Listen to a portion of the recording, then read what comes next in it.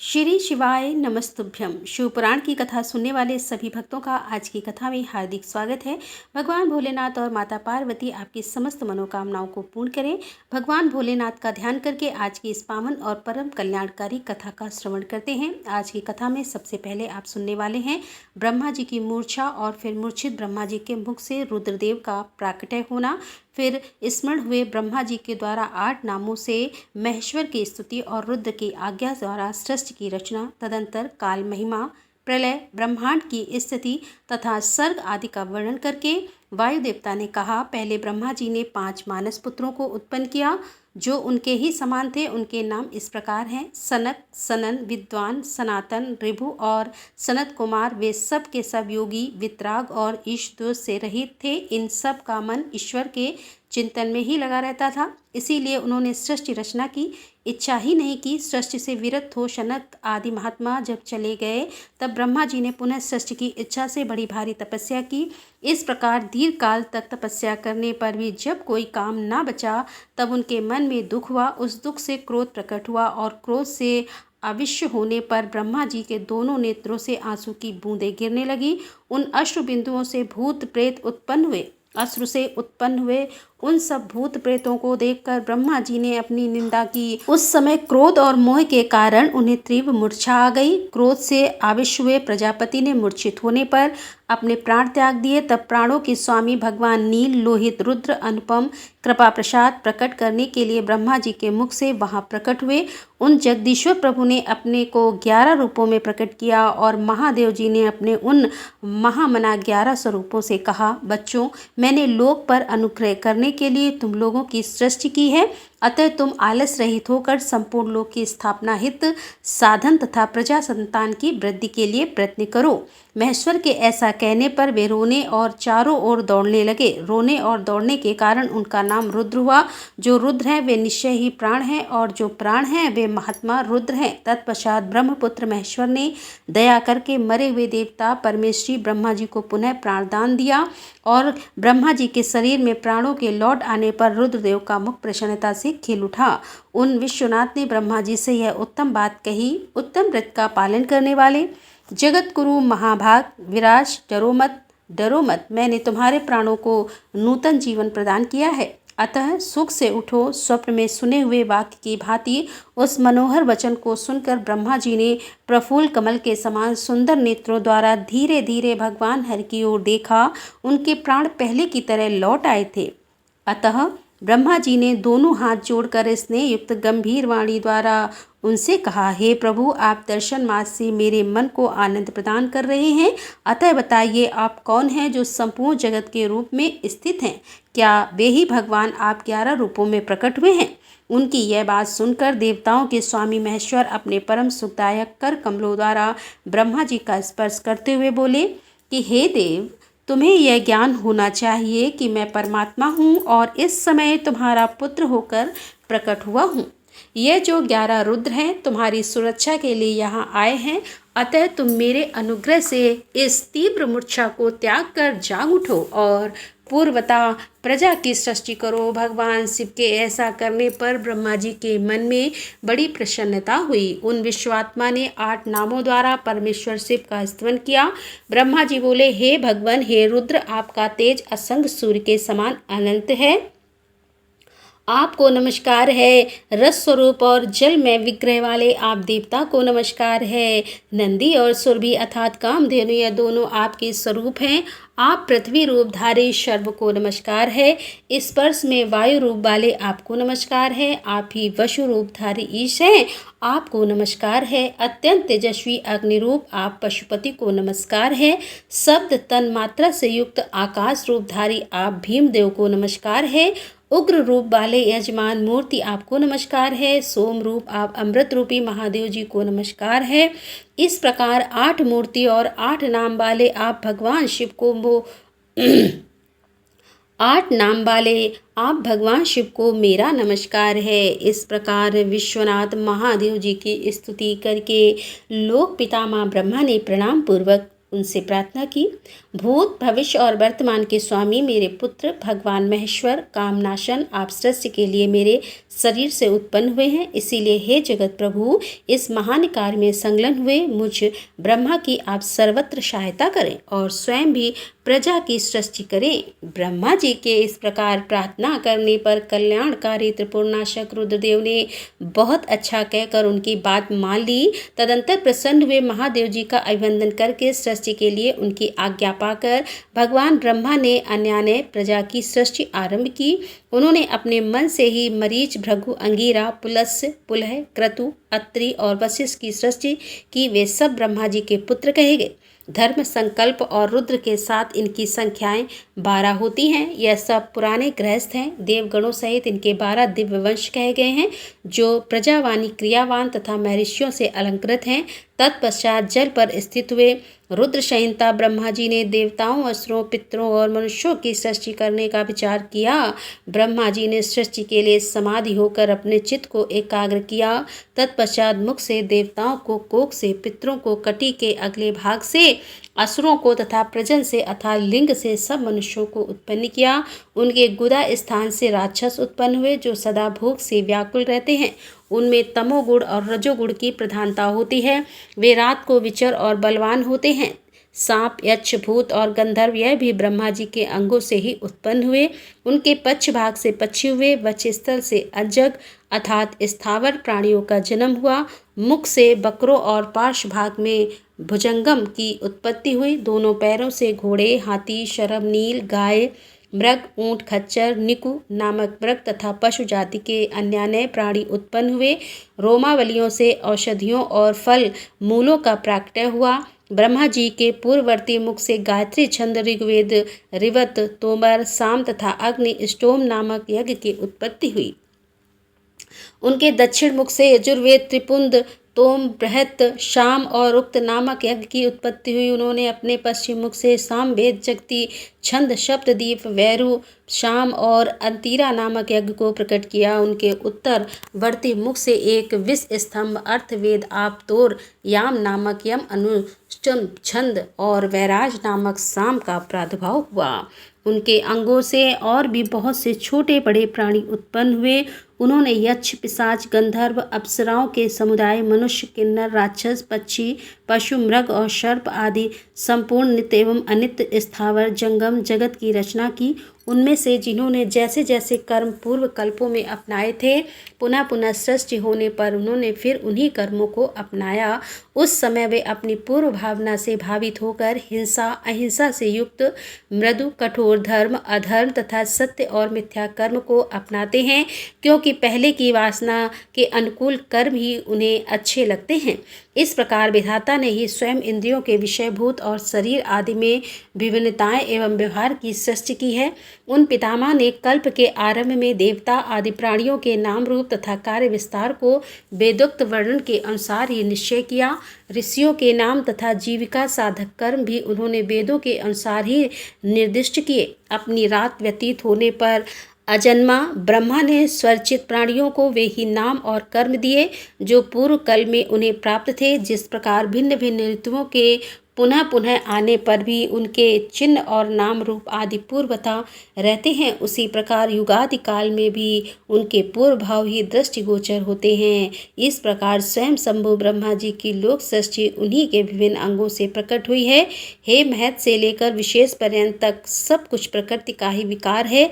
यह प्राकृत जगत चंद्रमा और सूर्य की प्रभा से उद्दाव, ग्रह और नक्षत्रों से मंडित, नदियों, पर्वतों तथा समुद्रों से अलंकृत और भांति भांति के रमणीय नगरों और समृद्धशाली जनपदों से सुशोभित है। इसी को ब्रह्मा जी का वन या ब्रह्मा वृक्ष कहते हैं। उस ब्रह्मा वन में अव्यक्त एक सर्वज्ञ ब्रह्मा विचर है और वह सनातन ब्रह्मा वृक्ष अव्यक्त रूपी बीज से प्रकट हुए एवं ईश्वर के अनुग्रह पर स्थित है। बुद्धि इसका तना और बड़ी बड़ी डालियां हैं। इंद्रियां भीतर के खोखले हैं। महाभूत इसकी सीमा है। विशेष पदार्थ इसके निर्मल पत्ते हैं। धर्म और अधर्म इसके सुंदर फूल हैं। इसमें सुख और दुख रूपी फल लगते हैं। तथा यह संपूर्ण भूतों के जीवन का सहारा है। ब्राह्मण लोक धूलोक को उनका मस्तक, आकाश को नाभि, चंद्रमा और सूर्य को नेत्र, दिशाओं को कान और पृथ्वी को उनके पैर बताते हैं। वे अचित्त स्वरूप महेश्वर ही सब भूतों के निर्माता हैं। उनके मुख से ब्राह्मण प्रकट हुए हैं। बच स्थल के ऊपरी भाग से क्षत्रियों की उत्पत्ति हुई है। दोनों जांघों से वैश्य और पैरों से शूद्र उत्पन्न हुए हैं। इस प्रकार उनके अंगों से ही संपूर्ण वर्णों का प्रादुर्भाव हुआ है। और अब आप सुनेंगे भगवान रुद्र के ब्रह्मा जी के मुख से प्रकट होने का रहस्य, रुद्र के महामहिम स्वरूप का वर्णन, उनके द्वारा रुद्र गणों की सृष्टि तथा ब्रह्मा जी के रोकने से उनका सृष्टि से विरत होना। ऋषि बोले कि हे प्रभु, आपने चतुर्मुख ब्रह्मा के मुख से परमात्मा रुद्रदेव की सृष्टि बताई है। इस विषय में हमको संशय होता है। जो प्रलय काल में कुपित होकर ब्रह्मा, विष्णु और अग्नि सहित समस्त लोक का संहार कर डालते हैं, जिन्हें ब्रह्मा और विष्णु भय से प्रणाम करते हैं। जिन लोग संहार महेश्वर के वश में, वे दोनों सदा ही रहते हैं। जिन महादेव जी ने पूर्व काल में ब्रह्मा और विष्णु को अपने शरीर से प्रकट किया था, जो प्रभु सदा ही उन दोनों के योग क्षेम का निर्वाह करने वाले हैं, वह आदिदेव पुरातन पुरुष भगवान रुद्र अव्यक्त जन्मा ब्रह्मा के पुत्र कैसे हो गए। हेता भगवान ब्रह्मा ने मुनियों से जैसी बात बताई थी, वह सब आप ठीक ठीक कहिए। भगवान शिव के उत्तम यश का श्रवण करने के लिए हमारे हृदय में बड़ी श्रद्धा है। वायु देवता ने कहा, ब्राह्मणों, तुम सब लोग जिज्ञासा में कुशल हो, अतः तुमने यह बहुत ही उचित प्रश्न किया है। मैंने भी पूर्व काल में पितामह ब्रह्मा जी के समक्ष यही प्रश्न रखा था। उसके उत्तर में पितामह ने मुझसे जो कुछ कहा था, वही सब मैं तुम्हें बताऊंगा। जैसे रुद्रदेव उत्पन्न हुए और फिर जिस प्रकार ब्रह्मा और विष्णु की परस्पर उत्पत्ति हुई, वह सब विषय सुना रहा हूँ। ब्रह्मा, विष्णु और रुद्र तीनों ही कारणात्मक चराचर जगत की सृष्टि, पालन और संहार के हेतु हैं और साक्षात महेश्वर से प्रकट हुए हैं। उनमें परम ऐश्वर्यविद है। वे परमेश्वर से भावित और उनकी शक्ति से अधिष्ठता, उनके कार्य करने में समर्थ होते हुए पूर्व काल में पिता महेश्वर ने ही उन तीनों को तीनों कर्मों में नियुक्त किया था। ब्रह्मा को सृष्टि कार्य में, विष्णु की रक्षा कार्य में तथा रुद्र के संहार कार्य में नियुक्ति हुई थी। कल्पा में परमेश्वर शिव के प्रसाद से रुद्रदेव ने ब्रह्मा और नारायण की सृष्टि की थी। भगवान विष्णु ने भी रुद्र तथा ब्रह्मा की सृष्टि की थी। इस तरह पुनः ब्रह्मा ने नारायण की और रुद्रदेव ने ब्रह्मा की सृष्टि की। इस प्रकार भिन्न कल्पों में ब्रह्मा, विष्णु और महेश्वर परस्पर उत्पन्न होते हैं और एक दूसरे का हित चाहते हैं। उन कल्पों के वृतांत को लेकर महर्षिगण उनसे प्रभाव का वर्णन किया करते हैं। प्रत्येक कल्प में भगवान रुद्र के आविर्भाव का जो कारण है, उसे बता रहा हूँ। उन्हीं के प्रादुर्भाव से ब्रह्मा जी की सृष्टि का प्रभाव अविच्छिन्न रूप से चलता रहता है। ब्राह्मण से उत्पन्न होने वाले ब्रह्मा प्रत्येक कल्प में प्रजा की सृष्टि करके प्राणियों की वृद्धि न होने से जब अत्यंत दुखी होकर मूर्छित हो जाते हैं, तब उनके दुख की शांति और प्रजावर्ग की वृद्धि के लिए उन कल्पों में रुद्र गणों के स्वामी काल स्वरूप नील लोहित महेश्वर रुद्र अपने कारणभूत परमेश्वर की आज्ञा से ब्रह्मा जी के पुत्र होकर उन पर अनुग्रह करते हैं। वे ही तेजोरास, अनामय, अनादि, अनंत, धाता, भूत, संहारक और सर्व भगवान ईशा परम ऐश्वर्य से संयुक्त परमेश्वर से भावित और सदा उन्हीं की शक्ति में अधिष्ठान के चिन्ह धारण करते हैं। उन्हीं के नाम से प्रसिद्धियों, उन्हीं के समान रूप धारण कर उनके कार्य करने में समर्थ होते हैं। इनका सारा व्यवहार उन्हीं परमेश्वर के समान होता है। यह उनकी आज्ञा के पालक है। सहस्त्र सूर्य के समान उनका तेज है।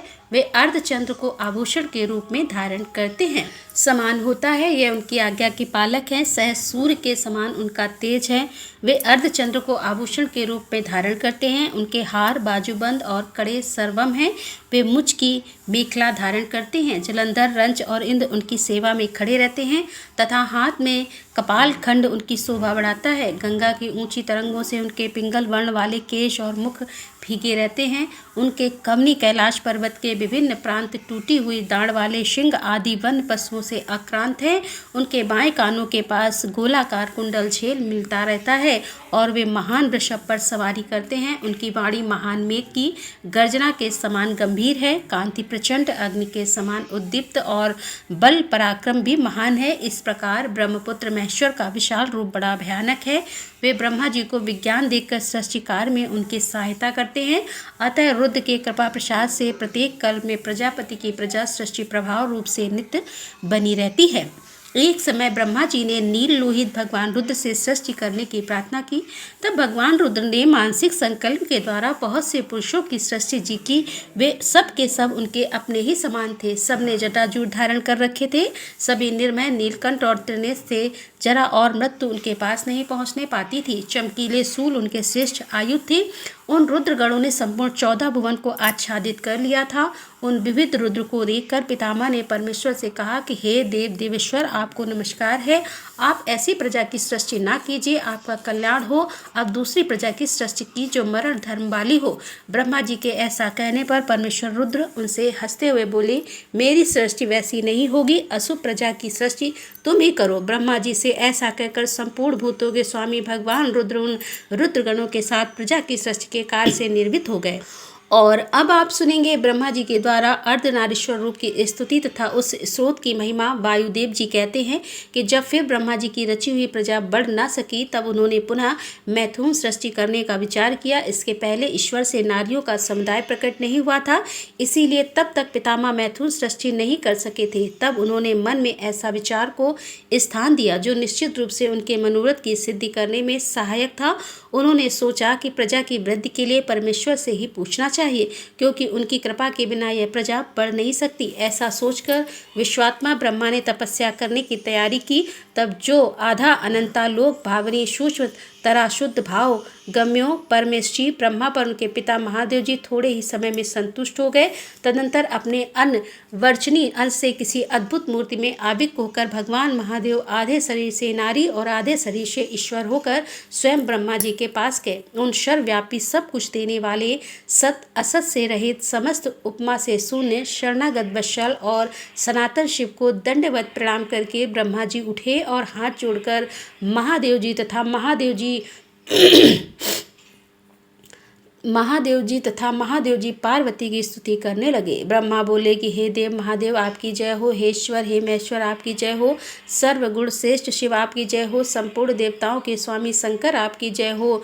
प्रकृति रूपणी कल्याणमयी उमे आपकी जय हो। प्रकृति के नायके आपकी जय हो। प्रकृति से दूर रहने वाली हे देवी आपकी जय हो। हे प्रकृति सुंदरी आपकी जय हो। अमोघ महामाया और सफल मनोरथ वाले देव आपकी जय हो। जय हो। अमोघ महालीला और कभी व्यर्थ न जाने वाले महान बल से युक्त परमेश्वर आपकी जय हो। जय हो। संपूर्ण जगत की माता उमे आपकी जय हो। विश्व जगम आपकी जय हो। विश्व जगत धात्री आपकी जय हो। समस्त संसार की सखी सहाय के आपकी जय हो। हे प्रभु आपका ऐश्वर्य तथा धाम दोनों सनातन है, आपकी जय हो। जय हो। आपका रूप और अनुचर वर्ग भी आपकी ही भांति सनातन है, आपकी जय हो। जय हो। अपने 3 रूपों द्वारा 3 लोगों का निर्माण पालन और संहार करने वाली देवी आपकी जय हो। जय हो। तीनों लोकों अथवा आत्म अंतराल और परमात्मा तीनों आत्माओं की नायके आपकी जय हो। हे प्रभु जगत के कारण तत्वों का प्रादुर्भाव और विस्तार आपकी कृपा दृष्टि के ही अधीन है, आपकी जय हो। प्रलय काल में आपकी उपेक्षा युक्त कटाक्षपूर्ण दृष्टि से जो भयानक आग प्रकट होती है, उसके द्वारा सारा भौतिक जगत भस्म हो जाता है, आपकी जय हो। हे देवी आपके स्वरूप का सम्यक ज्ञान देवता आदि के लिए भी असंभव है, आपकी जय हो। आप आत्म तत्व के सूक्ष्म ज्ञान से प्रकाशित होती हैं, आपकी जय हो। हे ईश्वरी आपने स्थूल आत्मशक्ति से चराचर जगत को व्याप्त कर रखा है, आपकी जय हो। जय हो। हे प्रभु विश्व के तत्वों का समुदाय अनेक और एक रूप में आपके ही आधार पर स्थित है, आपकी जय हो। आपके श्रेष्ठ सेवकों का समूह बड़े बड़े असुरों के मस्तक पर पांव रखता है, आपकी जय हो। शरणागत की रक्षा करने में अतिशय समर्थ परमेश्वरी आपकी जय हो। संसार रूपी विश्व वृक्ष के उगने वाले अंकुर का उन्मूलन करने वाली हे उमे आपकी जय हो। प्रादेशिक ऐश्वर्य वीर और शौर्य का विस्तार करने वाले देव आपकी जय हो। विश्व से परे विद्वान देव आपने अपने वैभव से दूसरों के वैभव को तिरस्कृत कर दिया, आपकी जय हो। पंचविध मोक्ष रूप पुरुषार्थ के प्रयोग द्वारा परमानंद में अमृत की प्राप्ति कराने वाले परमेश्वर आपकी जय हो। पंचविध पुरुषार्थ के विज्ञान रूप अमृत से परिपूर्ण स्रोत स्वरूपणी परमेश्वरी आपकी जय हो। अत्यंत भयानक संसार रूपी महारोग को दूर करने वाले वैद्य शिरोमणि आपकी जय हो।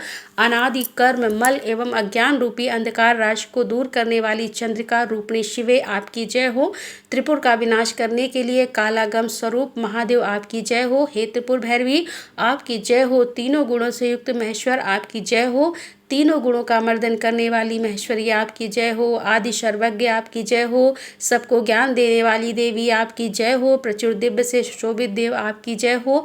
मनोवांछित वस्तु देने वाली देवी आपकी जय हो। हे भगवान, हे देव, कहाँ तो आपका उत्कृष्ट धाम और कहाँ मेरी तुच्छ वाणी, तथापि भक्ति भाव से प्रलाप करते हुए मुझ सेवक के अपराध को आप क्षमा कर दे। इस प्रकार सुंदर उक्तियों द्वारा भगवान रुद्र और देवी का एक साथ गुणगान करके चतुर्मुख ब्रह्मा ने रुद्र रूप रुद्राणी को बारंबार नमस्कार किया। ब्रह्मा जी के द्वारा पठित यह पवित्र एवं उत्तम अर्धनारीश्वर शिव तथा पार्वती के हर्ष को बढ़ाने वाला है।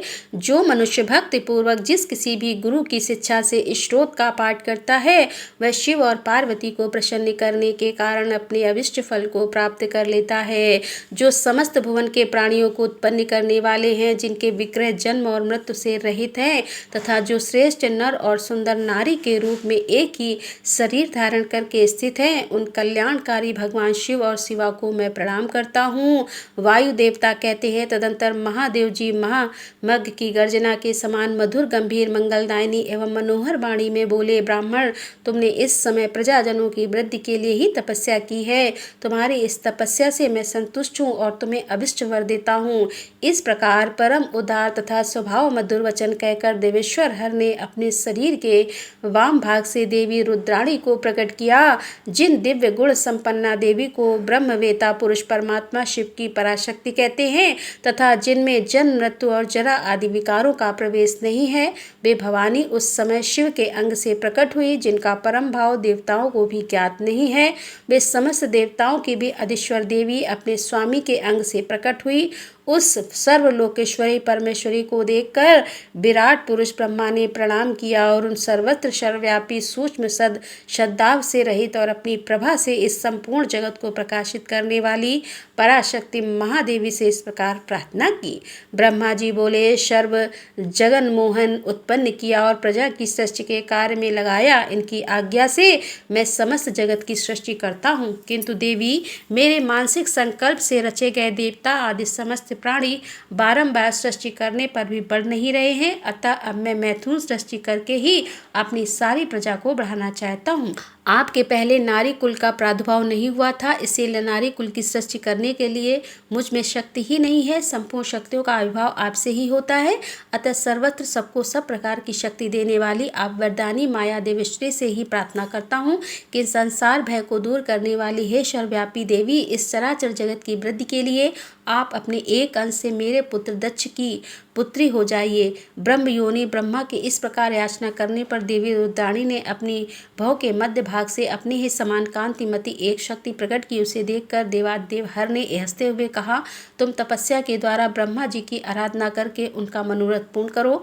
परमेश्वर शिव की इस आज्ञा को शिरोधार्य करके वह देवी ब्रह्मा जी की प्रार्थना के अनुसार दक्ष की पुत्री हो गई। इस प्रकार ब्रह्मा जी को ब्रह्म रूपणी अनुपम शक्ति देकर देवी शिवा महादेव जी के शरीर में प्रविष्ट हो गई। फिर महादेव जी भी अंतर्ध्यान हो गए। तभी से इस जगत के भीतर स्त्री जाति में भोग प्रतिष्ठित हुआ और मैथुन द्वारा प्रजा की सृष्टि का कार्य चलने लगा।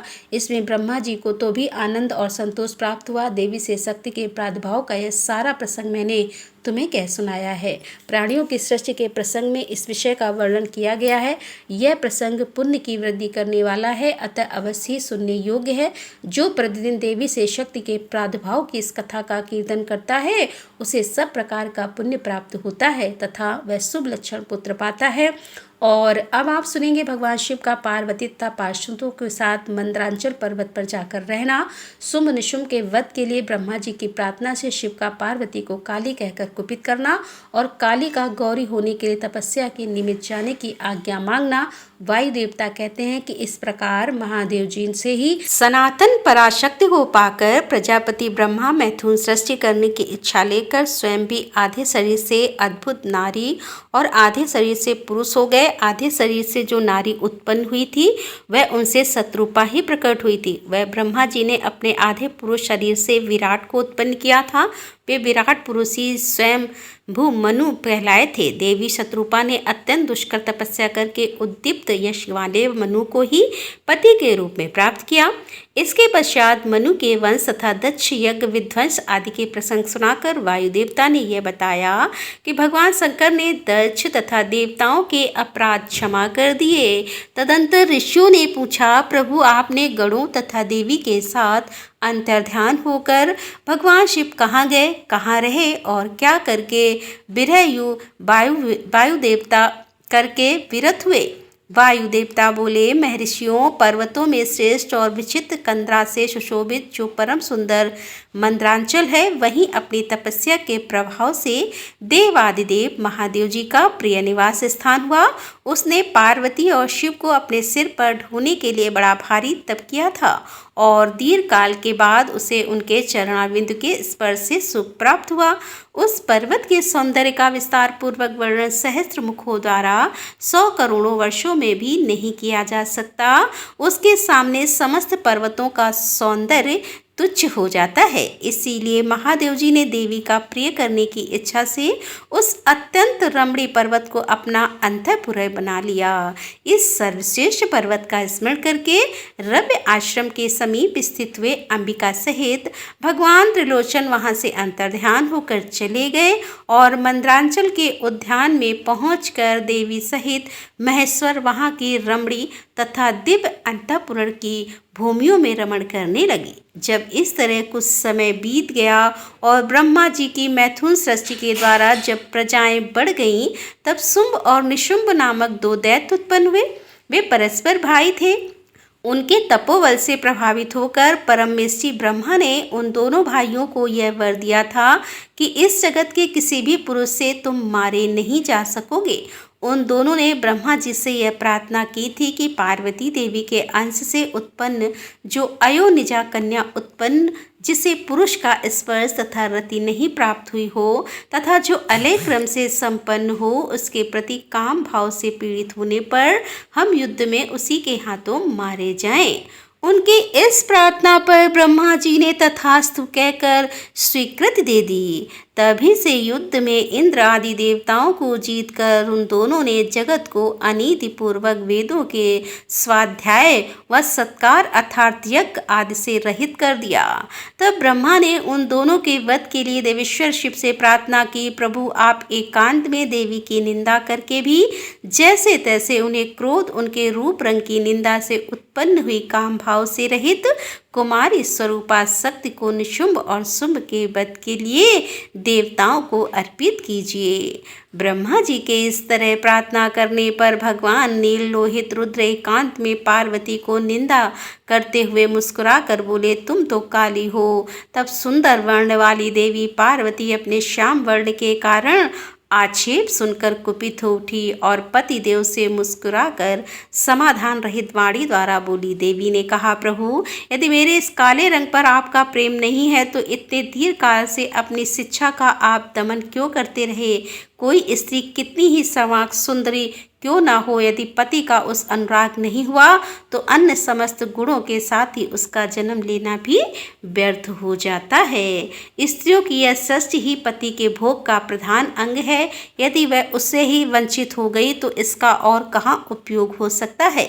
इसीलिए आपने ये जिसकी निंदा की है उस रंग में दूसरा वर्ण ग्रहण करूंगी अथवा स्वयं ही मिट जाऊंगी। ऐसा कहकर देवी पार्वती सैया से उठकर खड़ी हो गई और तपस्या के लिए दृढ़ निश्चय करके गदगद कंठ से जाने की आज्ञा मांगने लगी। इस प्रकार प्रेम भंग होने से भयभीत होकर भूतनाथ भगवान शिव स्वयं भवानी को प्रणाम करते हुए ही बोले। भगवान शिव ने कहा, प्रिय मैंने कीड़ा या मनो विनोद के लिए ही यह बात कही है। मेरे इस अभिप्राय को ना जानकर तुम कुपित क्यों हो गई। यदि तुम पर मेरा प्रेम नहीं होगा तो और किस पर हो सकता है। तुम इस जगत की माता हो और मैं पिता अर्थात अधिपति हूँ। फिर तुम पर मेरा प्रेम ना होना कैसे संभव हो सकता है। हम दोनों का वह प्रेम भी क्या कामदेव की प्रेरणा से हुआ है? कदापि नहीं, क्योंकि कामदेव की उत्पत्ति से पहले ही जगत की उत्पत्ति हुई और कामदेव की सृष्टि तो मैंने साधारण लोगों के रति के लिए की है। कामदेव मुझे साधारण देवता के समान मानकर मेरा कुछ कुछ तिरस्कार करने लगा, अतः मैंने उसे भस्म कर दिया। हम दोनों का यह लीला विहार भी जगत की रक्षा के लिए ही है, अतः उसी के लिए आज मैंने तुम्हारे प्रति यह परिहास युक्त बात कही थी। मेरे इस कथन की सत्यता तुम पर शीघ्र ही प्रकट हो जाएगी। देवी ने कहा, भगवान पति के प्यार से वंचित होने पर जो नारी अपने प्राणों का भी परित्याग नहीं कर देती, वह कुलांग और शुभ लक्षणा होने पर भी सत्य पुरुष द्वारा निंदनीय समझी जाती है। मेरा शरीर गौर वर्ण का नहीं है, इस बात को लेकर आपको बहुत खेद होता है, अन्यथा कीड़ा या परिहास में भी आपके द्वारा मुझे काली कलूटी कहा जाना कैसे संभव हो सकता है। मेरा कालापन आपको प्रिय नहीं है, इसीलिए यह सत्पुरुष द्वारा भी निंदनीय है। अतः तपस्या द्वारा इसका त्याग किए बिना अब मैं यहाँ रह ही नहीं सकती। शिव बोले, यदि अपनी समता को लेकर तुम्हें इस तरह संताप हो रहा है तो इसके लिए तपस्या करने की क्या आवश्यकता है। तुम मेरी या अपनी इच्छा मार्ग से ही दूसरे वर्ण से युक्त हो जाओ। देवी ने कहा, मैं आपसे अपने रंग का परिवर्तन नहीं चाहती, स्वयं भी इसे बदलने का संकल्प भी नहीं कर सकती। अतः तपस्या द्वारा ब्रह्मा जी की आराधना करके ही मैं शीघ्र गौरी हो जाऊंगी। शिव बोले, महादेवी, पूर्व काल में मेरी ही कृपा से ब्रह्मा को ब्रह्म पद की प्राप्ति हुई थी, अतः तपस्या द्वारा उन्हें बुलाकर तुम क्या करोगी। देवी ने कहा, इसमें संदेह नहीं है कि ब्रह्मा आदि समस्त देवताओं को आपसे ही उत्तम पदों की प्राप्ति हुई है, तथापि आपकी आज्ञा पाकर मैं तपस्या द्वारा ब्रह्मा जी की आराधना करके ही अपना अविष्ट चिंतन की पुत्री हुई थी। तब तपस्या द्वारा ही मैंने आप जगदीश्वर को पति के रूप में प्राप्त किया था। इसी प्रकार आज भी तपस्या द्वारा ब्राह्मण को संतुष्ट करके मैं गौरी होना चाहती हूँ। ऐसा करने में यहाँ क्या दोष है, वह बताइए। महादेवी के ऐसा कहने पर वामदेव मुस्कुराते हुए चुप रह गए और देवताओं का कार्य सिद्ध करने की इच्छा से उन्होंने देवी को रोकने के लिए हट भी नहीं किया। और अब आप सुनेंगे पार्वती की तपस्या का व्याघ्र पर उनकी कृपा, ब्रह्मा जी का उनके पास आना और देवी के साथ उनका वार्तालाप, देवी के द्वारा काली त्वचा का त्याग और उसके कृष्ण वर्णा कुमारी कन्या के रूप में उत्पन्न हुई कौशिकी के द्वारा शुंभ निशुंभ का वध। वायु देवता कहते हैं कि मैं ऋषियों तदंतर पतिव्रता माता पार्वती पति की परिक्रमा करके उनके वियोग से होने वाले दुख को किसी तरह रोककर हिमालय पर्वत पर चली गई। उन्होंने पहले सखियों के साथ जिस स्थान पर तप किया था उस स्थान से उनका प्रेम हो गया था, अतः फिर उसी को उन्होंने तपस्या के लिए चुना। तदंतर माता पिता के घर जाकर उनका दर्शन और प्रणाम करके उन्हें सब समाचार बताकर उनकी आज्ञा लेकर उन्होंने सारे आभूषण उतार दिए और फिर तपोवन में जाकर स्नान के पश्चात तपस्वी का परम पावन वेश धारण करके अत्यंत तीव्र एवं परम दुष्कर तपस्या करने का संकल्प किया। वे मन ही मन सदा पति के चरणार बिंदु का चिंतन करती और किसी क्षणिक लिंग में उन्हीं का ध्यान करके पूजन की वाह विधि के अनुसार जंगल के फल फूल आदि उपकरणों द्वारा तीनों में उनका पूजन करती थी। भगवान शंकर ही ब्रह्मा का रूप धारण करके मेरी तपस्या का फल मुझे देंगे, ऐसा दृढ़ विश्वास रखकर वे प्रतिदिन तपस्या में लगी रहती थी। इस तरह तपस्या करते करते जब बहुत समय बीत गया, तब एक दिन उनके पास कोई बहुत बड़ा व्याकुल आते ही उस दुरात्मा का शरीर जड़त हो गया। वह उनके समीप चित्रलिखित सा दिखाई देने लगा। दुष्ट भाव के पास आए हुए उस व्याघ्र को देखकर भी देवी पार्वती साधारण नारी की भांति स्वभाव से विचलित नहीं हुई। उस व्याघ्र के सारे अंग अकड़ गए थे। वह भूख से अत्यंत पीड़ित हो रहा था और यह सोचकर कि यही मेरा भोजन है, निरंतर देवी की ओर देख ही रहा था कि देवी के सामने खड़ा खड़ा वह उनकी उपासना भी करने लगा। इस तरह देवी के हृदय से सदा यही भाव आता था कि यह व्याघ्र मेरा ही उपासक है, दुष्ट वन जंतु से मेरी रक्षा करने वाला है। यह सोचकर वे उस पर कृपा करने लगी। उन्हीं की कृपा से उसके दोनों प्रकार के मल तत्काल नष्ट हो गए। फिर तो उस व्याघ्र को सहसा देवी के स्वरूप का बोध हुआ। उसकी भूख मिट गई और उसके अंगों की जड़ता भी दूर हो गई, साथ ही उसकी जन्म सिद्धि दुष्टता भी नष्ट हो गई और उसे निरंतर तृप्ति बनी रहने लगी। उस समय उत्कृष्ट रूप से अपनी कृतार्थ का अनुभव करके वह तत्काल भक्त हो गया और उन परमेश्वरी की सेवा करने लगा। अब वह अन्य दुष्ट जंतुओं को खदेड़ता होता हुआ तपोवन में विचरने लगा। इधर देवी की तपस्या बढ़ी और तीव्र से तीव्रतर होती गई। देवता शुंभ आदि दैत्यों के दुराग्रह से दुखी होकर ब्रह्मा जी की शरण में गए। उन्होंने शत्रु पीड़न जनित अपने दुख का उनसे निवेदन किया। शुंभ और निशुंभ वरदान पाने के घमंड से देवताओं को जैसे तैसे दुख देते थे। वह सब सुनकर ब्रह्मा जी को उन पर बड़ी दया आई।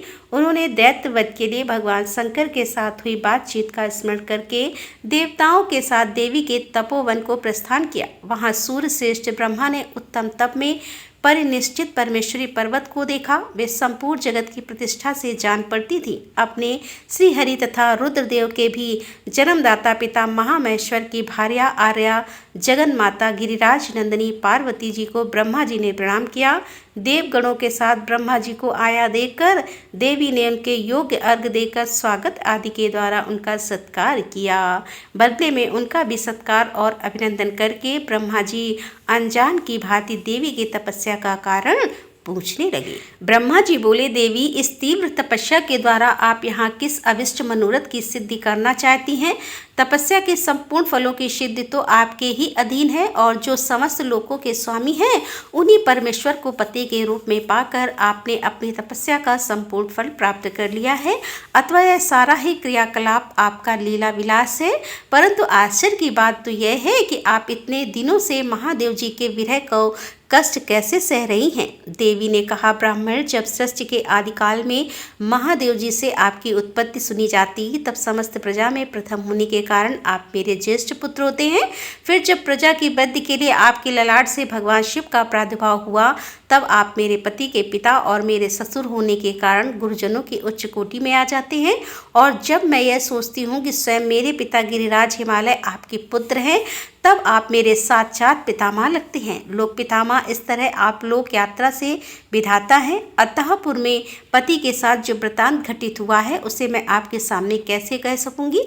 अतः यहाँ बहुत कहने से क्या लाभ? मेरे शरीर में जो यह कालापन है इसे सात्विक विधि से त्याग करके मेरे गौर वर्णा होना चाहती हूँ। ब्रह्मा जी बोले, देवी, इतने ही प्रयोजन के लिए आपने ऐसा कठोर तप क्यों किया? क्या इसके लिए आपकी इच्छा मात्र पर्याप्त नहीं थी अथवा यह आपकी एक लीला ही है? जगत माता, आपकी लीला भी लोक हित के लिए ही होती है। अतः आप इसके द्वारा मेरे एक अभिष्ट चिंतन उनको वर दे रखा है। इससे उनका घमंड बहुत बढ़ गया है और वे देवताओं को सता रहे हैं। उन दोनों को आपके ही हाथ से मारे जाने का वरदान प्राप्त हुआ है।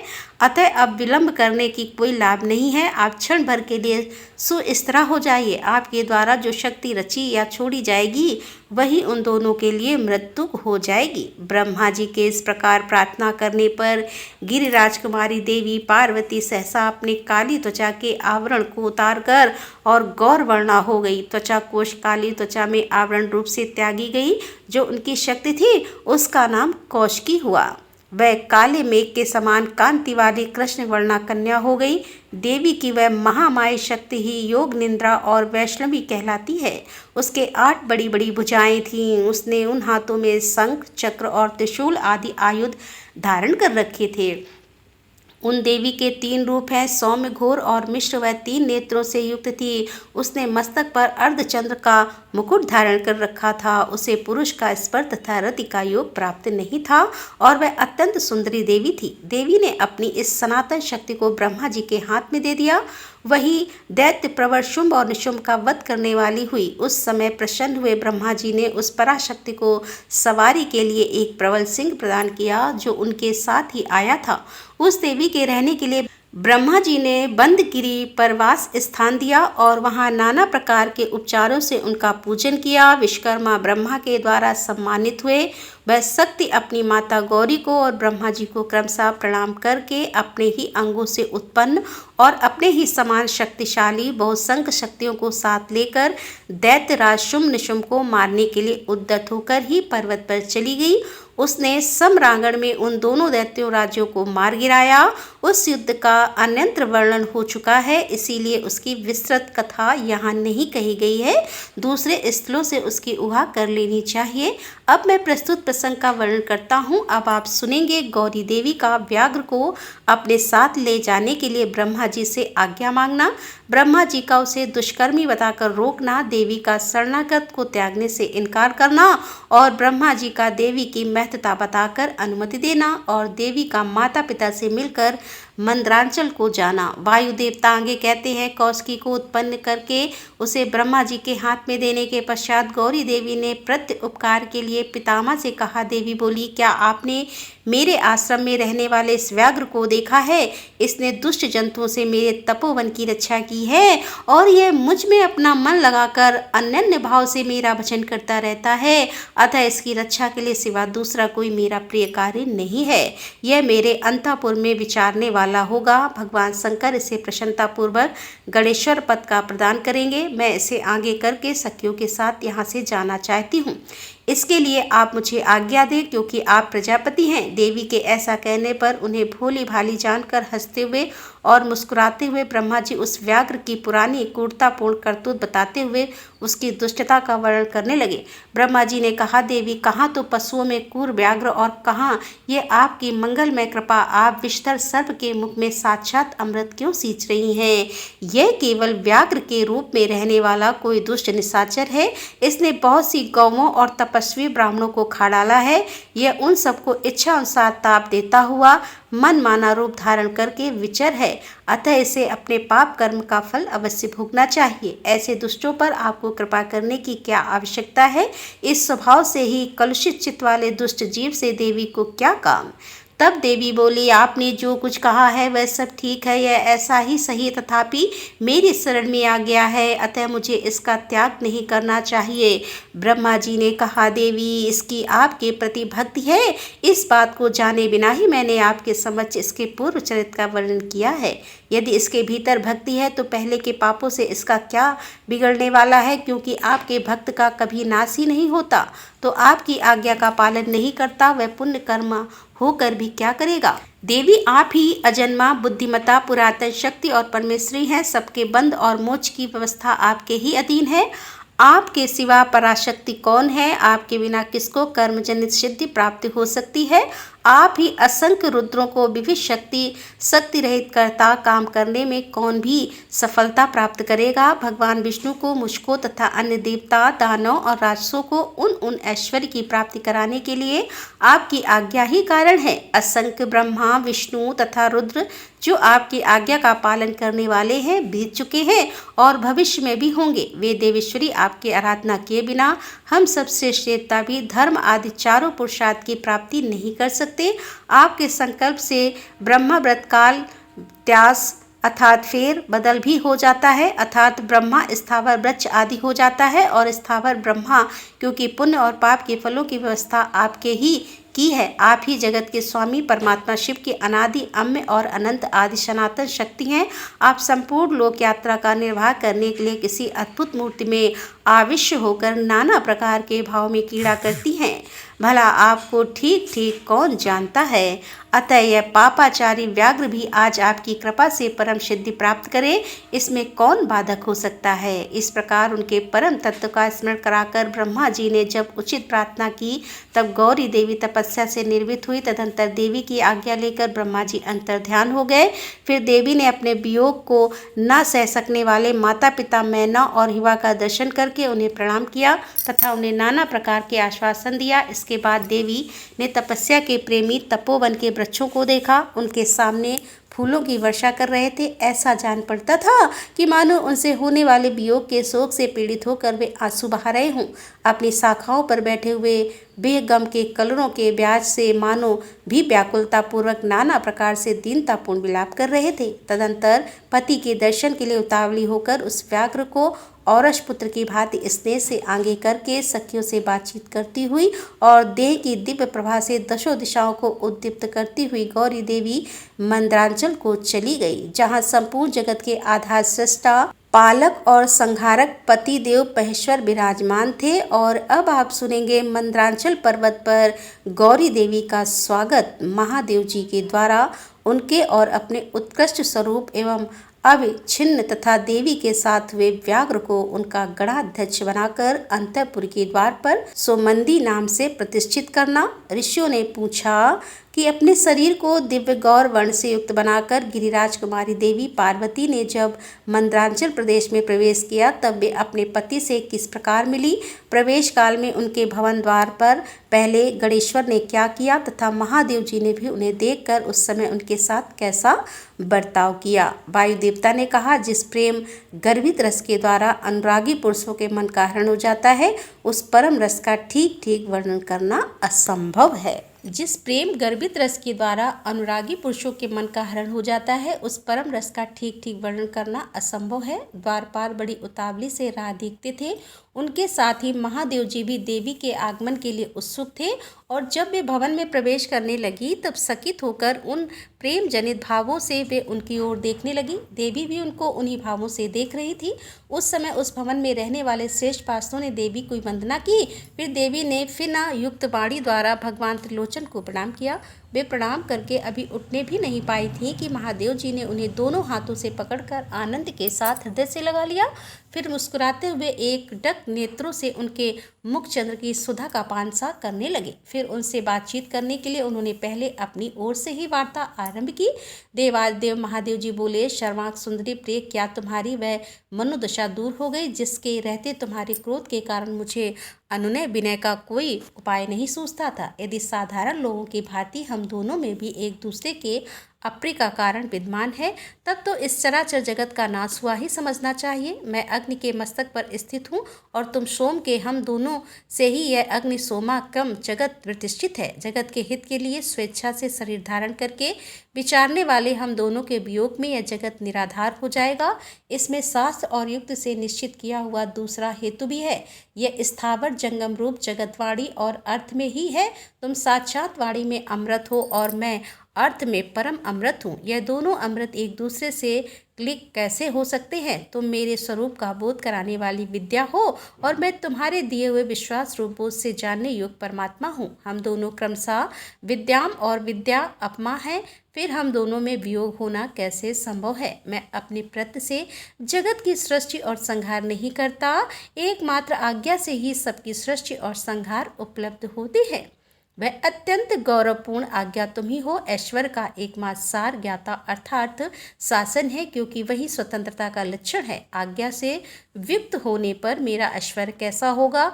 हम लोगों का एक दूसरे से विलग होकर रहना कभी संभव नहीं है। देवताओं के कार्य की सिद्धि के उद्देश्य से ही मैंने उस समय उस दिन लीलापूर्वक व्यंग वचन कहा था। तुम्हें भी तो यह बात अज्ञात नहीं थी, फिर तुम कैसे कुपित हो गई। अतः यही कहना पड़ता है कि तुमने मुझ पर जो भी क्रोध किया था वह त्रिलोकी की रक्षा के लिए ही किया था, क्योंकि तुम में ऐसी कोई बात नहीं है जो जगत के प्राणियों का अनर्थ करने वाली हो। इस प्रकार प्रिय वचन बोलने वाली साक्षात परमेश्वर शिव के प्रति श्रृंगार रस से सर्वभूतेश उत्तर ना दे सकी। केवल कौशिकी के यश का वर्णन छोड़कर और उन्होंने कुछ नहीं कहा। देवी ने कौशिकी के विषय में जो कुछ कहा उसका वर्णन करता हूँ। देवी बोली, भगवान, मैंने जिस कौशिकी की सृष्टि की है क्या आपने उससे नहीं देखा।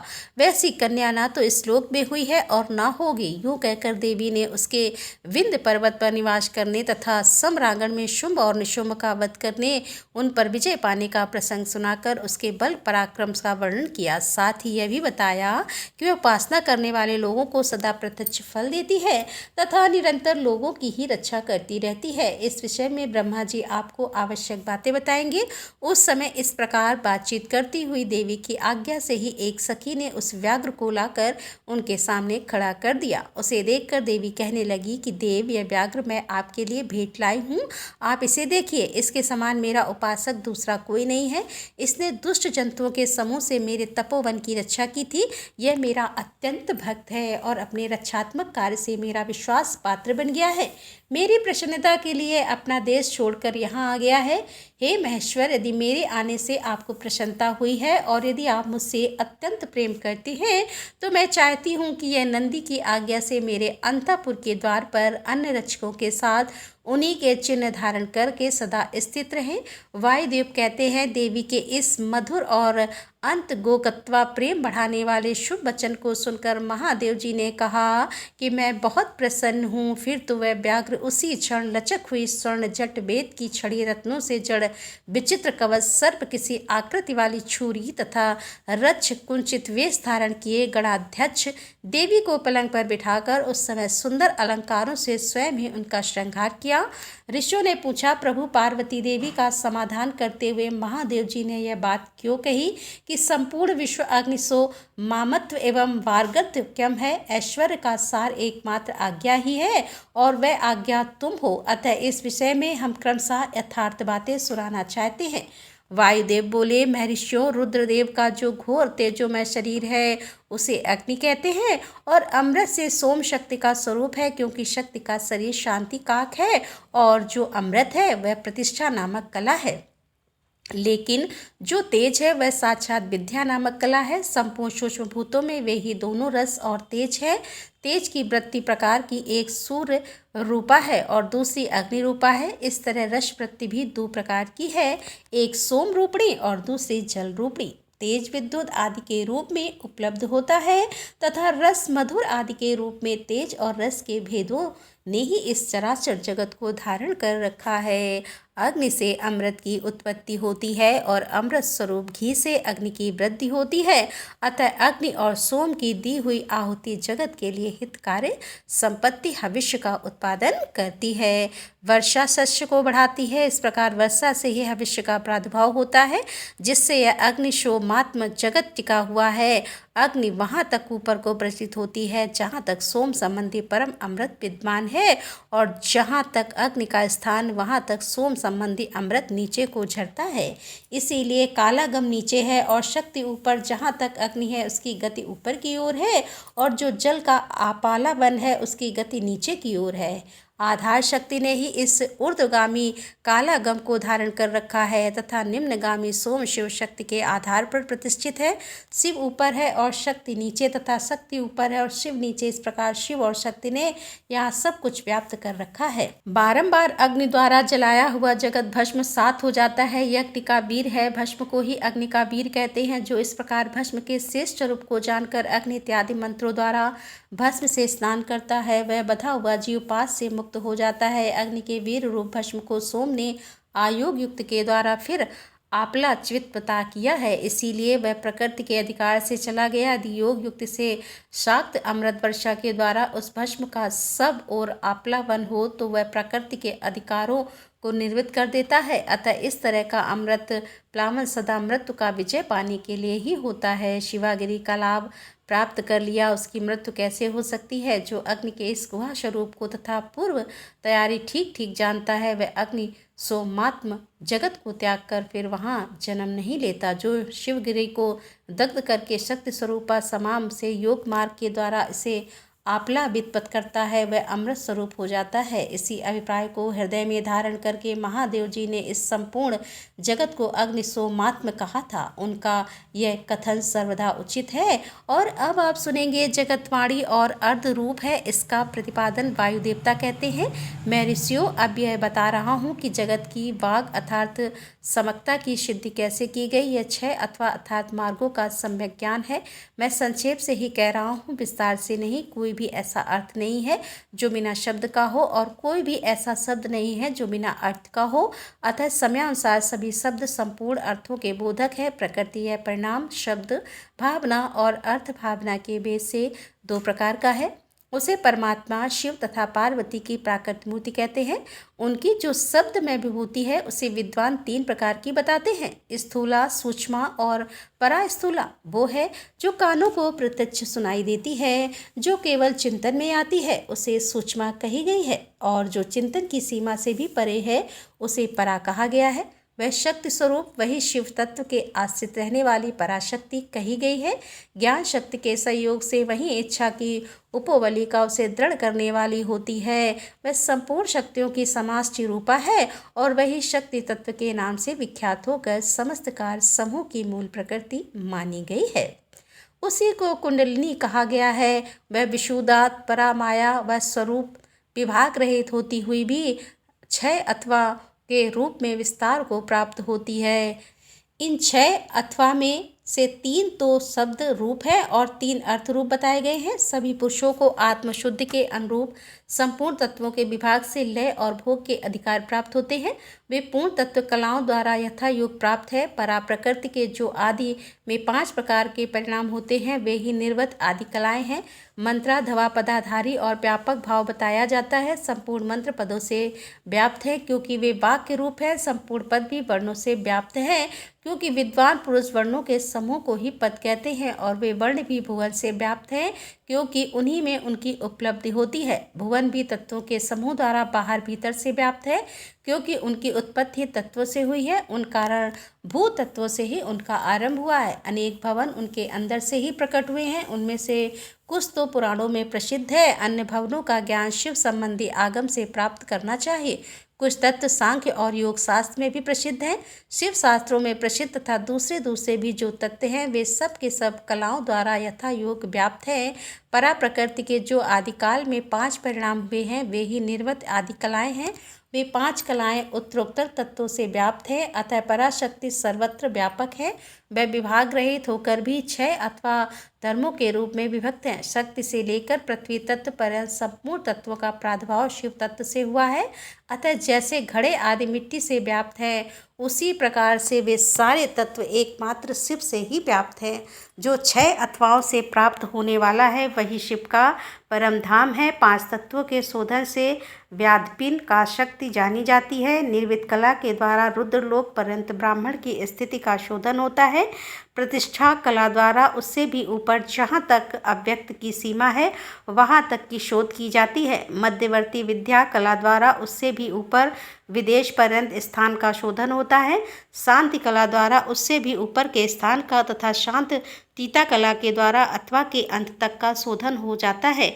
उसी को परम यम कहा गया है। यह 5 तत्व बताए गए हैं जिनसे संपूर्ण जगत व्याप्त है।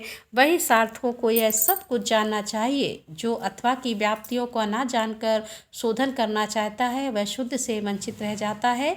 उसके फल को नहीं पा सकता। उसका सारा परिश्रम व्यर्थ केवल नरक को ही प्राप्ति कराने वाला होता है।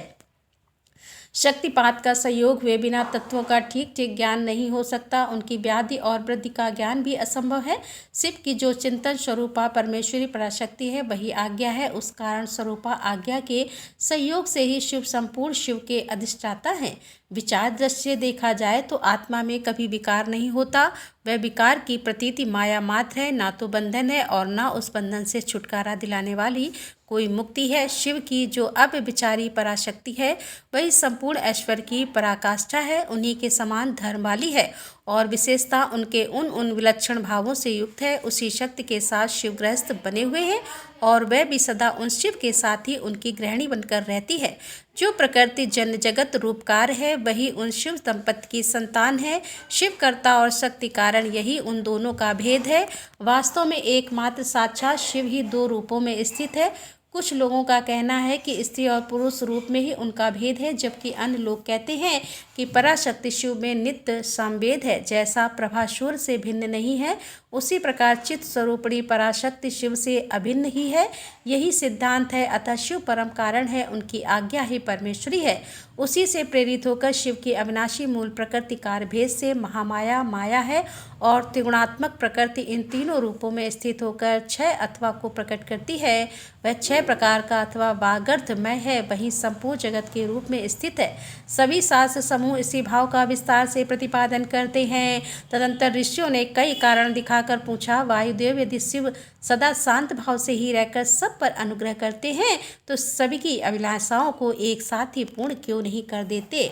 जो सब कुछ करने में समर्थ होगा वह सबको एक साथ ही बंधन मुक्त क्यों नहीं कर सकेगा। यदि कहे अनादिकाल से चले आने वाले सबके विचित्र कर्म अलग अलग हैं, अतः सबको एक समान फल नहीं मिल सकता, तो यह ठीक नहीं है, क्योंकि कर्मों को विचित्र भी यहाँ नियामक नहीं हो सकती। कारण है कि कर्म भी ईश्वर के कराने से ही होते हैं।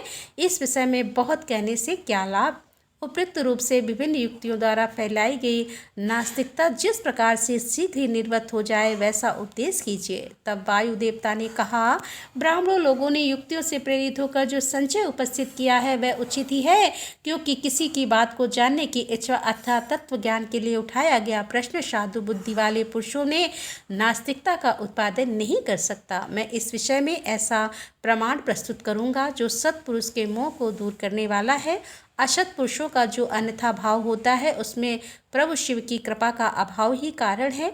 परिपूर्ण परमात्मा शिव के परम अनुग्रह के बिना कुछ भी कर्तव्य नहीं है, ऐसा निश्चय किया गया है। पर अनुग्रह कर्म में स्वभाव ही पर्याप्त अर्थात पूर्णता समर्थ है, अन्यथा निस्वभाव पुरुष किसी पर भी अनुग्रह नहीं कर सकता। पशु और पास रूप सारा जगत ही पर कहा गया है, वह अनुग्रह का पात्र है। पर को अनुग्रहित करने के लिए पति की आज्ञा का सम्मान आवश्यक है। पति आज्ञा देने वाला है, वही सदा सब पर अनुग्रह करता है। उस अनुग्रह के लिए आज्ञा रूप अर्थ को स्वीकार करने पर शिव परतंत्र कैसे कहे जा सकते हैं। अनुग्रह की अपेक्षा न रखकर कोई भी अनुग्रह सिद्ध नहीं हो सकता। अतः स्वातंत्र शब्द के अर्थ की अपेक्षा न रखना ही अनुग्रह का लक्षण है। जो अनुग्रह है वह परतंत्र माना जाता है, क्योंकि पति के अनुग्रह के बिना उसे भोग और मोक्ष की प्राप्ति नहीं होती। जो मूर्त आत्मा है वे भी अनुग्रह के ही पात्र हैं, क्योंकि उनसे भी शिव की आज्ञा की निर्वत नहीं होती।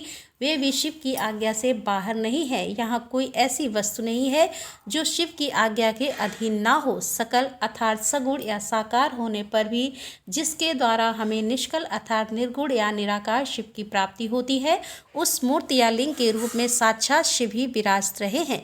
वह शिव की मूर्ति है। यह बात तो उपचार से कही जाती है। जो साक्षात निष्फल तथा परम कारण रूप शिव हैं, वे किसी के द्वारा भी साकार अनुभव से उपलब्ध नहीं होते, ऐसी बात नहीं है। यहाँ प्रमाण गम्य होना उनके स्वभाव का उपादक नहीं है। प्रमाण अथवा प्रतीक मात्र से अपेक्षा बुद्धि का उदय नहीं होता। वे परम तत्व के उपल मात्र हैं, इसके सिवा उनका गौर कोई अभिप्राय नहीं है। कोई न कोई मूर्ति ही आत्मा का साक्षात उपलक्ष्य होती है। शिव की मूर्ति इस कथन का अभिप्राय यह है कि उस मूर्ति के रूप में परम शिव विराजमान है। मूर्ति उनका उपलक्ष्य है। जैसे काष्ठ आदि आलम्बन का आश्रय लिए बिना केवल अग्नि कहीं उपलब्ध नहीं होती, उसी प्रकार शिव भी मूर्ति आत्मा में आरूढ़ हुए बिना उपलब्ध नहीं होते। यही वस्तु स्थित है।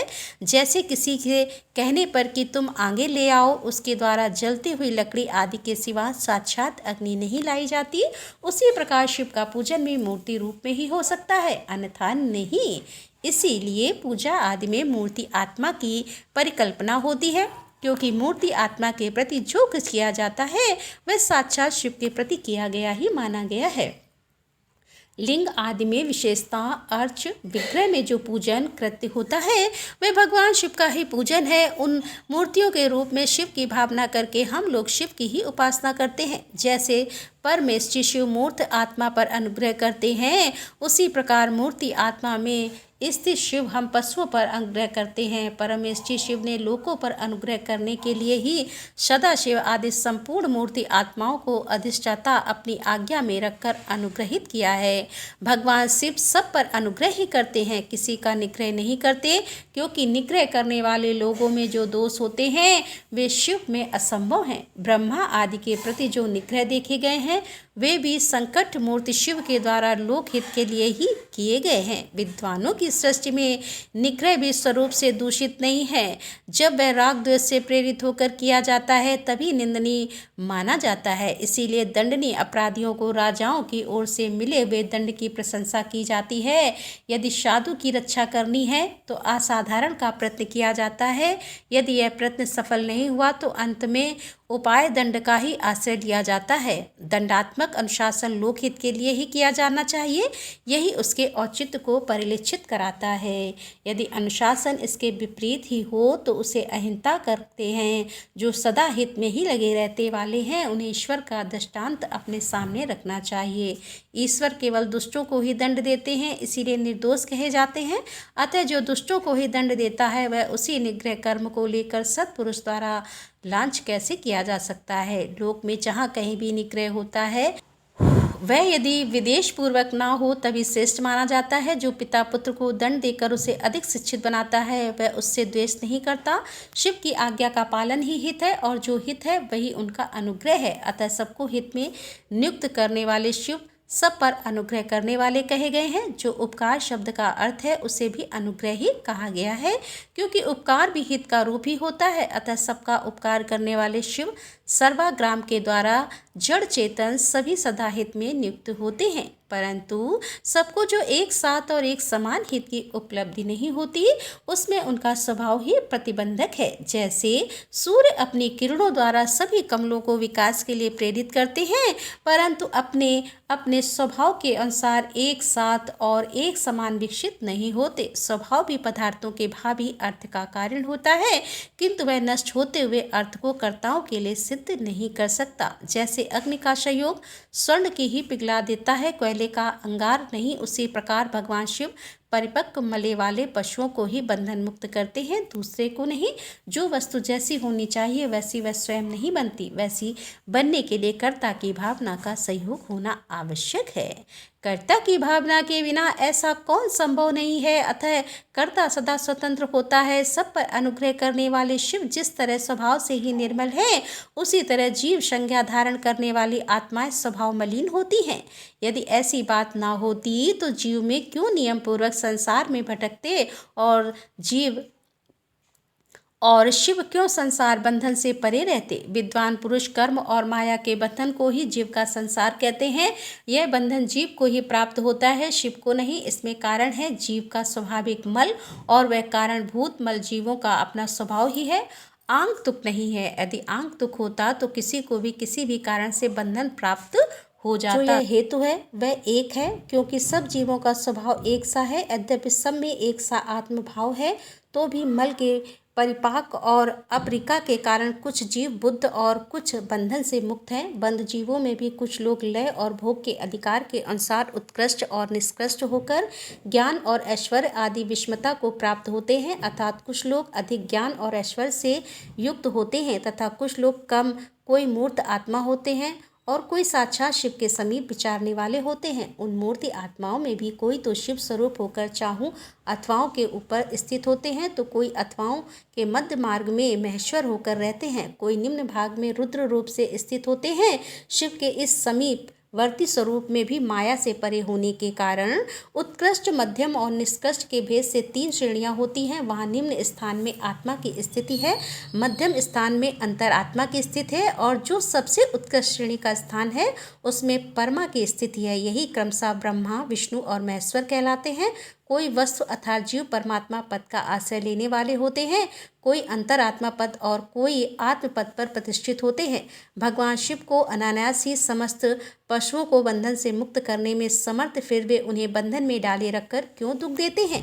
ऐसा विचार या संदेह नहीं करना चाहिए, क्योंकि सारा संसार दुख रूप ही है। ऐसा विचार मानव का निश्चित सिद्धांत है। जो स्वयं दुखम है वह दुख रहित कैसे हो सकता है। स्वभाव में उलटफेर नहीं हो सकता। वैद्य की दवा से रोग आरोग नहीं होता, वह रोग पीड़ित मनुष्य का अपनी दवा से सुखपूर्वक उद्धार कर देता है। इसी प्रकार जो स्वभाव मलिन और स्वभाव से दुखी है, उन पशुओं को अपनी आज्ञा रूपी औषधि देकर शिव दुख से छुड़ा देते हैं। रोग होने में वैद्य कारण नहीं है, परंतु संसार की उत्पत्ति में शिव कारण है। अतः रोग और वैद्य के दृष्टांत से शिव और संसार के दृष्टांत में समानता नहीं है, इसीलिए इसके द्वारा शिव पर दोषारोपण नहीं किया जा सकता। जब दुख स्वभाव सिद्ध है तब शिव उसके कारण कैसे हो सकते हैं। जीवों में जो स्वाभाविक मल है वही उन्हें संसार के चक्र में डालता है। संसार का कारण भूत जो मल, अचेतन माया आदि है, वह शिव का सानिध्य प्राप्त किए बिना स्वयं चेष्टाशल नहीं हो सकता। जैसे चुंबक मणि लोहे का सानिध्य पाकर ही उपकार होता है, लोहे को खींचता है, उसी प्रकार शिव भी जड़ माया आदि का सानिध्य पाकर ही उसके उपकार होते हैं, उसे सचे मनाते हैं। उसके विद्यमान सानिध्य को अकारण हटाया नहीं जा सकता। अतः जगत के लिए जो सदा अज्ञात है वे शिव ही हैं, इसके अधिष्ठाता हैं। शिव के बिना यहाँ कोई भी प्रवर्त अर्थात चेष्टा शल नहीं होता, उनकी आज्ञा के बिना एक पत्ता नहीं हिलता। उनसे प्रेरित होकर ही यह सारा जगत विभिन्न प्रकार की चेष्टाएं करता है।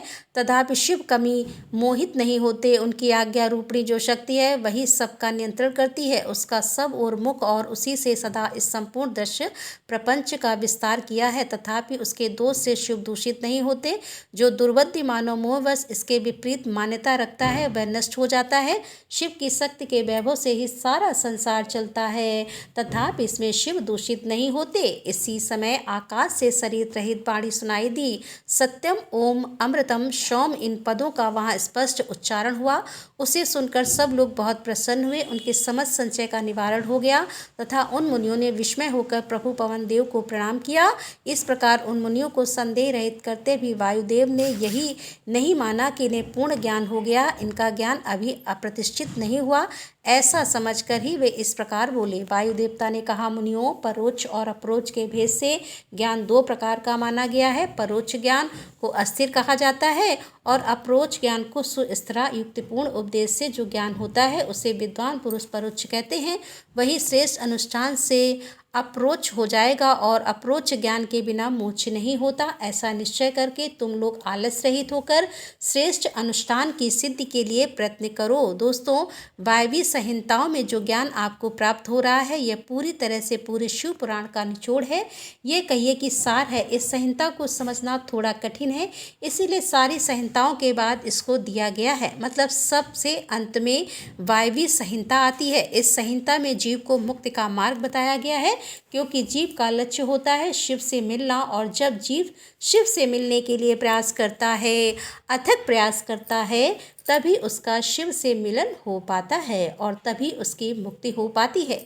उम्मीद करती हूँ कि आज की कथा आपको ज़रूर पसंद आई होगी। अच्छी लगी हो तो वीडियो को लाइक करें, शेयर करें और हमारे चैनल पर यदि आप पहली बार आ रहे हैं तो हमारे चैनल को सब्सक्राइब कर लें। मिलते हैं इसके आगे की कथा लेकर। तब तक के लिए राधे राधे, जय श्री कृष्णा, हर हर महादेव, जय भोलेनाथ।